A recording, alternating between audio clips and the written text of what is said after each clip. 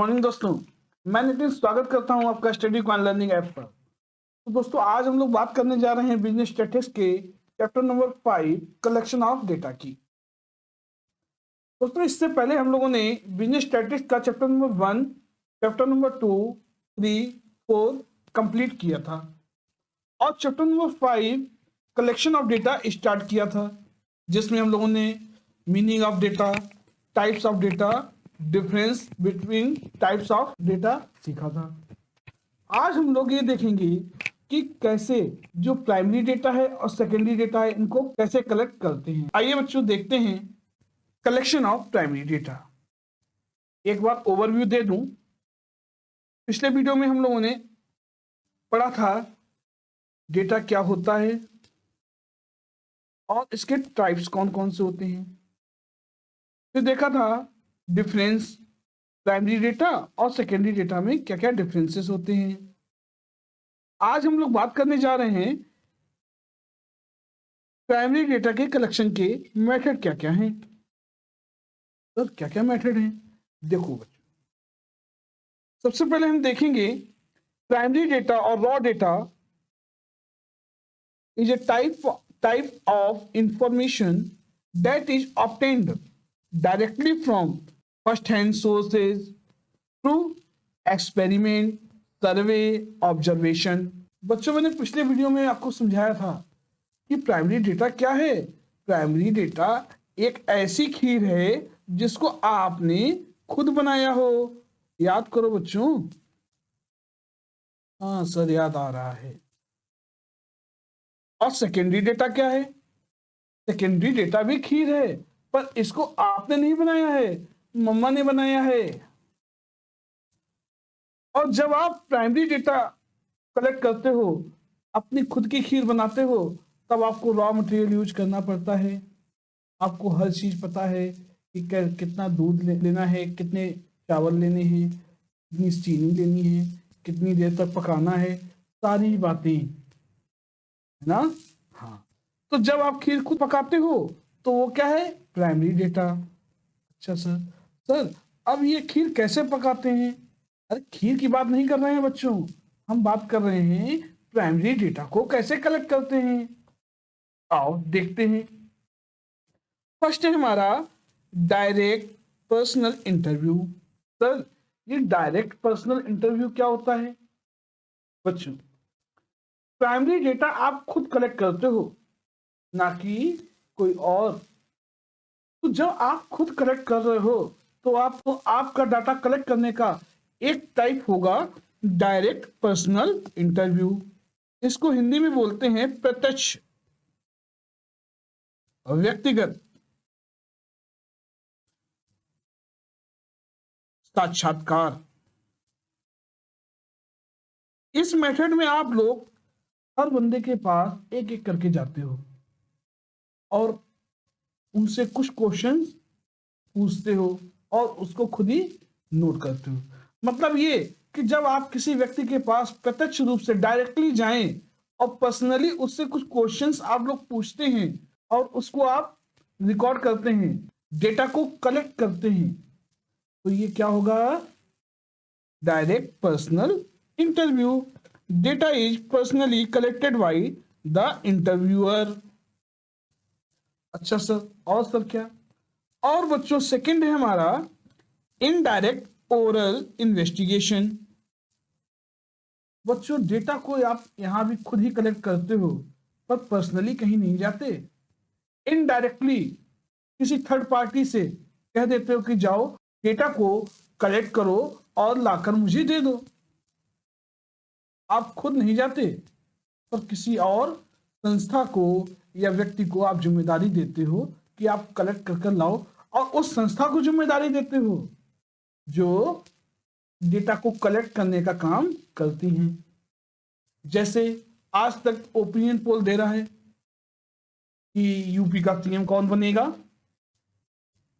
पर साथ में यह भी बता रहा है चाणक्य के अनुसार। मतलब ये एक सर्वे कंपनी है चाणक्य, जिसने ये सर्वे किया और करवाया किसने? आज तक ने। मतलब आप जब थर्ड पार्टी से डेटा को कलेक्ट कराते हो तो वो क्या होगा, इनडायरेक्ट ओरल इन्वेस्टिगेशन। अच्छा सर, अब ये इंफॉर्मेशन फ्रॉम कॉरेस्पोंडेंट क्या होता है? बच्चों, जब आप किसी एजेंट को नियुक्त करते हो, किसी सहायक को, और उसे उसके बदले में कोई वेतन या कमीशन देते हो, डेटा कलेक्ट कौन करवा रहा है? आप। पर आप काम किसी और से करवा रहे हो, यहां पर आप क्या देते हो? फीस। और यहां पर क्या दोगे? सैलरी या कमीशन। किसी एजेंट को दोनों ही जगह डाटा आप ही कलेक्ट करवा रहे हो, पर करवा किसी और से रहे हो, तो ये क्या है? इनडायरेक्ट है। और ये information from correspondent. Data is collected from agent appointed in the area of investigation. बात समझ में आई? आप जहां पर इन्वेस्टिगेशन कर रहे हो, जिस एरिया में या जिस एरिया का इन्वेस्टिगेशन कर रहे हो, वहां पर आपने एक एजेंट नियुक्त कर दिया, अपॉइंट कर दिया, और उससे कहा कि जाओ ये डेटा कलेक्ट कर कर आओ, तुम्हारी जो सैलरी होगी वो हम तुमको देंगे। समझ में आ रहा है? हाँ सर, कुछ कुछ समझ में आ रहा है सर। और क्या है? वही बच्चों, इंटरव्यू मेथड। बच्चों, एक ऊपर भी इंटरव्यू था, डायरेक्ट या पर्सनल। डायरेक्ट पर्सनल इंटरव्यू, यहां पर भी पर्सनल इंटरव्यू है, दोनों सेम है। पर क्योंकि इंटरव्यू के भी अब कुछ मेथड्स आ गए हैं, जैसे अब लोग टेलीफोन पे ही इंटरव्यू ले लेते हैं, कुछ लोग ईमेल पे इंटरव्यू लेते हैं, कुछ लोग वीडियो कॉन्फ्रेंसिंग में इंटरव्यू ले लेते हैं। क्या सिर्फ राय ही तो जाननी है कि सामने वाले की राय क्या है? तो प्राइमरी डेटा ऐसे भी कलेक्ट होता है। देखिए, the method of collecting data in term of oral और verbal response, it is achieve in two way. ये कितने तरीकों से लिया जा सकता है? दो तरीकों से। पहला क्या है? पहला है पर्सनल इंटरव्यू, और दूसरा है टेलीफोनिक इंटरव्यू। इसमें क्या है सर? एक और है बच्चों, ईमेल इंटरव्यू। अच्छा सर, हाँ बच्चों, देखो पर्सनल इंटरव्यू में क्या है? In this method a person known as an interviewer is required to ask question face to face. प्रत्यक्ष, डायरेक्टली क्वेश्चन करते हैं to the other person. The personal interview can be structured और unstructured. Direct investigation, focus conversation, सारी बातें होती हैं, मतलब सीधे आप क्या बातचीत कर रहे हो उस पर फोकस होता है। डायरेक्टली आप बात करते हो, व्यक्तिगत रूप से एक दूसरे को जानते भी हो, और एक प्रॉपर स्ट्रक्चर भी हो सकता है, मतलब आप क्वेश्चन लिख कर ले गए और फिर आपने पूछा। और अनस्ट्रक्चर भी होता है, मतलब जैसे ही आप उससे इंटरव्यू कर रहे थे तो कुछ क्वेश्चन आपके दिमाग में आते गए, आपने पूछ लिया। सर, हाँ बच्चों। अब तो टेलीफोन में क्या होता है? वही चीज बच्चों। In this method an interviewer obtain information by contacting people on the telephone to ask the question और व्यूज ओरली। मतलब फोन से बात कर कर उनकी राय जानना, उनसे आंसर पता करना, यही काम आप ईमेल से भी करते हो। बात समझ में आ गई? हाँ सर, समझ में आ गई। और सर क्या है? फिर बच्चों, दो इंपॉर्टेंट मेथड हैं, एक क्वेश्चनियर और एक शेड्यूल। सर ये क्या है बच्चों? क्वेश्चनियर को हम लोग प्रश्नावली बोलते हैं। सर ये क्या होता है? बच्चों, इसमें आप लोग कुछ क्वेश्चन सिलेक्ट करते हैं, फिर उनके आंसर आप अलग अलग व्यक्तियों से लेते हैं और उनसे कहते हैं सर प्लीज जरा इसको फिल कर दीजिए, आपके मन में जैसा सा आंसर हो वो फिल कर दीजिए। अब इसमें एमसीक्यू भी होते हैं, मल्टीपल चॉइस क्वेश्चन। आपने एक क्वेश्चन दिया, उसके 4 आंसर दे दिए और कहा आपको जो इसमें सबसे बेहतर लगे उस पर टिक लगा दो। और एक होता है फिल इन द ब्लैंक। अच्छा सर, तो सर इसमें क्या है? देखो बच्चों, in this method the set of questions are mailed to the respondent, they should read, वो पढ़ेगा, फिर उसका रिप्लाई करेगा, and subsequent return the question, वो उसको पढ़ेगा, उसका रिप्लाई देगा और वापस आपके पास भेज देगा। ये 3 चीजें होती हैं बच्चों। फिर से समझो, सबसे पहले आप एक क्वेश्चन को अरेंज करके अच्छी सी एक क्वेश्चनियर बनाओगे, प्रॉपर होनी चाहिए, दिखने में अच्छी हो, क्वेश्चन वेल अरेंज हो। फिर आप इस क्वेश्चनियर को सामने वाले के पास भेज दोगे जिससे आपको आंसर पता करने हैं। वो उस क्वेश्चनियर को अच्छे से पढ़ेगा, देखेगा, समझेगा, फिर अपने हिसाब से आंसर लगाएगा। याद रखना बच्चों, आपका कोई भी इफेक्ट उस पर नहीं पड़ना चाहिए, आप उसके आंसर्स को इफेक्ट नहीं कर सकते, उसे पूरी आजादी है, वो जो चाहे वो आंसर लगाए। फिर क्या करेगा, एक बार जब वो आंसर्स को लगा देता है, आपके सारे क्वेश्चंस के आंसर दे देता है, फिर वो उस क्वेश्चनियर को आपको वापस कर देता है। हाँ बच्चों, देखो क्या है, a good survey should be the following feature, ये फीचर होने चाहिए एक अच्छे क्वेश्चनियर में। शॉर्ट एंड सिंपल होना चाहिए, छोटा हो, साधारण हो। अब ये नहीं कि आपने 12 पेज का खर्रा दे दिया, फ्री में कोई 12 पेज का पढ़ेगा भी नहीं, भरने की बात छोड़ो। अच्छा सर, फिर देखो, should follow a logical sequence, questions एक प्रॉपर अरेंजमेंट में होने चाहिए। जैसे चैप्टर नंबर 1 का क्वेश्चन पहले डाल दो, फिर चैप्टर नंबर 2 का डालो। अब ये नहीं लास्ट वाले चैप्टर को पहले डाल दिया फिर बीच में डाल दिया। आप फ्री में अपना डाटा कलेक्ट कर रहे हो, आप किसी का टेस्ट नहीं ले रहे, एग्जाम नहीं चल रहा है यहाँ पर आप क्या कर रहे हो, डेटा को कलेक्ट कर रहे हो, आप उसकी मानसिक योग्यता की परीक्षा नहीं ले रहे। हाँ समझ में आ गई, हाँ सर समझ में आ गई। तो एक लॉजिकल सीक्वेंस में होना चाहिए। Provide adequate space for answer, आप जो भी क्वेश्चन दो उसके आंसर के लिए एक सफिशिएंट स्पेस देना कभी मत भूलना। पता लगा जैसे कि गवर्नमेंट के फॉर्म्स आते हैं, एड्रेस भरना हो तो उसका छोटा सा कॉलम दे दिया, अब उसमें हम अपना नाम लिखें कि एड्रेस भरें, ऐसा नहीं होना चाहिए। हाँ बैंक के अकाउंट के फॉर्म भी ऐसे ही होते हैं, ठीक है। तो बच्चों आपको एक प्रॉपर आंसर के लिए स्पेस छोड़ना चाहिए। फिर अबाउट टेक्निकल टर्म्स, कुछ तकनीकी शर्तें होती हैं, इनको दूर ही रहने दो। आप समझ में आ रही है?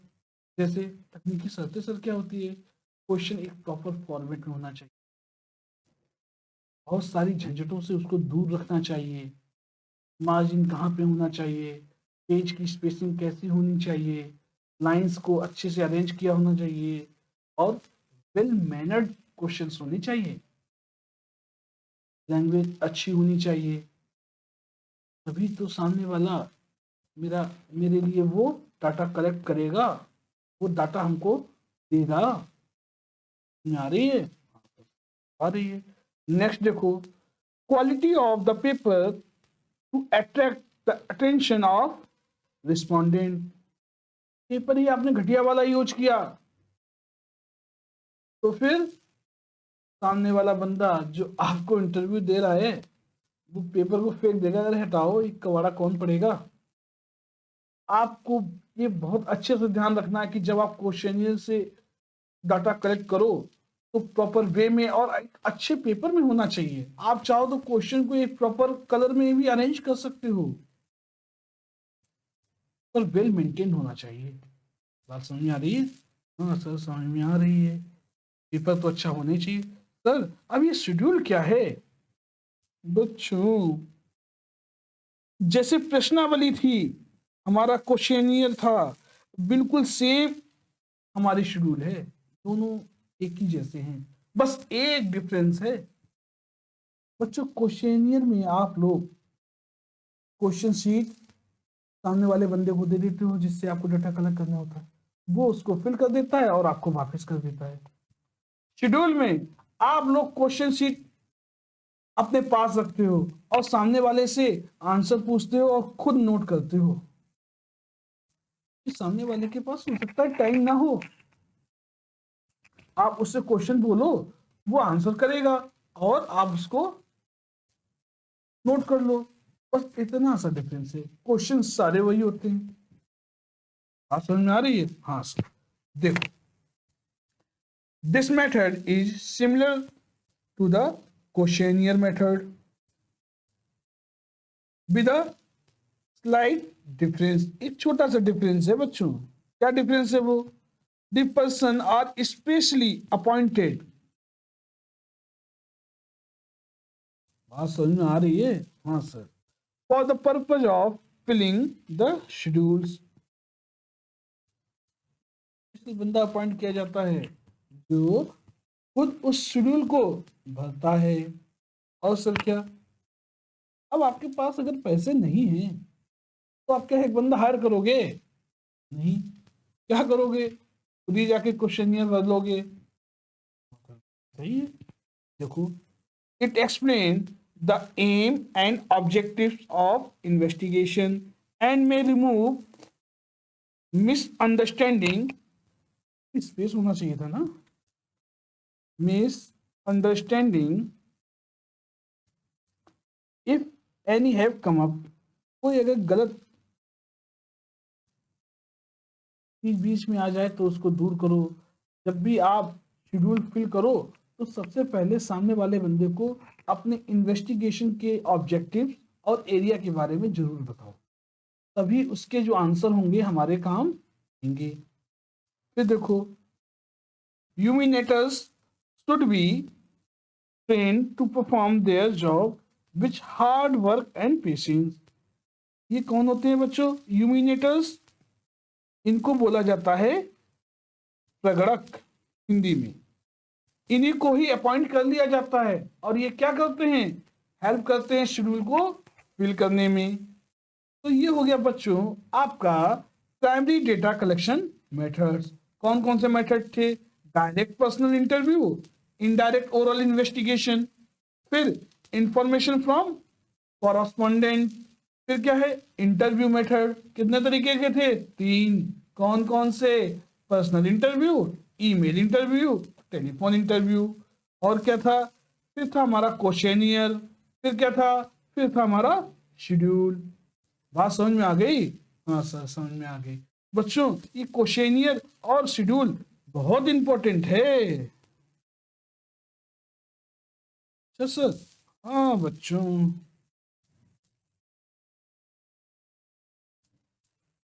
अब हम लोग बात करेंगे सेकेंडरी डेटा कलेक्शन मेथड की।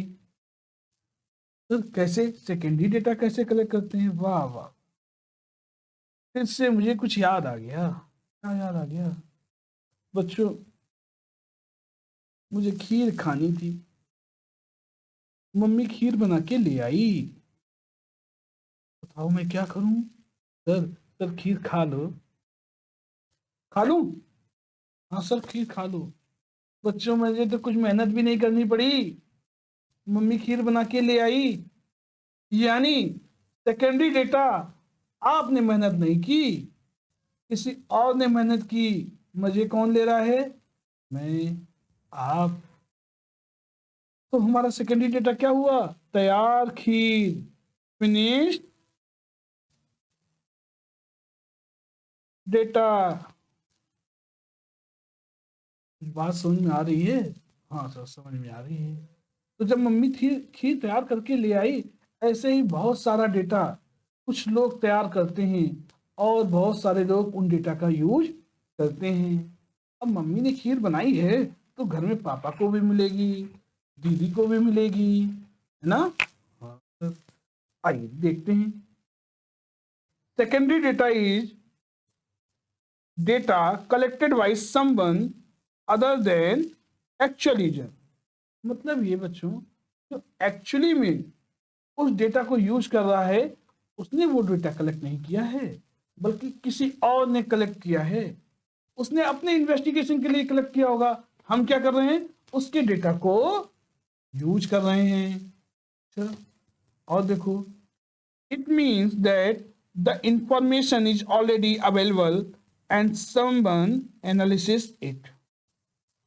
इसका मतलब ये है कि डेटा पहले से ही कहीं ना कहीं उपस्थित है, अवेलेबल है, और हम क्या कर रहे हैं, उसको यूज कर रहे हैं। देखो पहले में कोई अदर व्यक्ति क्या करता है, कलेक्ट करता है, और डेटा है, अपने अस्तित्व में है, कहीं ना कहीं तो है। और क्या sir, the secondary data includes, देखो सेकेंडरी डेटा में क्या क्या इंक्लूड होता है, जैसे मैगजीन, न्यूज़पेपर, बुक्स, जर्नल, बहुत सारे रिसर्च पेपर, थीसिस, ये सब सेकेंडरी डेटा में आ जाता है। ऐसा रिसर्च पेपर, ऐसी थीसिस जो आपने नहीं लिखा है बल्कि बल्कि किसी और ने लिखा है। सर हाँ बच्चों, हम लोगों की पीएचडी में यही सब तो होता है। नेक्स्ट देखो, it may be either published data और अनपब्लिश्ड डेटा। बहुत से डेटा को पब्लिश करा दिया जाता है जर्नल की फॉर्म में, मैगजीन में, न्यूज़पेपर में, पर बहुत सा ऐसा डेटा भी होता है जो अनपब्लिश्ड रह जाता है। तो वो कैसे कैसे तब बताएंगे बच्चों। देखो पहले पब्लिश डेटा कौन कौन सा होता है। Publish data are available in various resources included, सबसे पहला क्या है, government publication, public records, historical and statistical document, business document, technical and trade journals, ये सारी बातें। इसमें न्यूज़पेपर भी आ जाता है, मैगजीन्स भी आ जाता है, पहले बता चुके हूं। सारी बातें जो पब्लिश होती हैं उसमें आपको मिल जाएंगी। समझ में आ रही है। हाँ, अब आपको कोई इन्वेस्टिगेशन करना है तो सबसे पहले क्या करोगे, इससे रिलेटेड न्यूज़ें कहाँ कहाँ आई हैं वो सारे पेपर कलेक्ट करोगे, फिर उससे वो डेटा वेरीफाई करोगे कि आपके काम का है कि नहीं है। फिर क्या करोगे, उस डेटा को आप अपने इन्वेस्टिगेशन में लेकर आओगे। तो वो जो डेटा आपको तैयार मिल गया तो क्या कहेंगे, सेकेंडरी डेटा। पर आपको लगा कि जो डेटा हमको चाहिए वो तो कहीं मिल ही नहीं रहा, फिर क्या करोगे, फिर जाओगे खुद उस डेटा को कलेक्ट करोगे। और जब आप डेटा को खुद कलेक्ट करोगे तो वो क्या होगा, primary data. Sir unpublish data क्या क्या होता है, अनपब्लिश डेटा जो आपने पब्लिश नहीं किया है, जैसे बहुत बार ऐसा होता है, डायरीज होती हैं, लेटर्स होते हैं, और भी बायोपिक वगैरह होती हैं जो कभी पब्लिश नहीं की जाती हैं पर आपके काम की होती हैं। आप उनको उन सोर्सेस से ले लेते हो और फिर उनसे अपना इन्वेस्टिगेशन करते हो। तो कुछ समझ में आ रहा है, समझ में आ रहा है। तो बच्चों ये आपका चैप्टर नंबर 5 कंप्लीट हो गया। कंप्लीट हो गया सर, ये चैप्टर तो बहुत मीठा था। हाँ बच्चों, मीठा तो होगा ही, खीर की जो बात थी, समझ में आ गया। अगर आपको ये वीडियो अच्छा लगा हो तो प्लीज लाइक और सब्सक्राइब तो कर ही सकते हो। Okay, thank you, bye.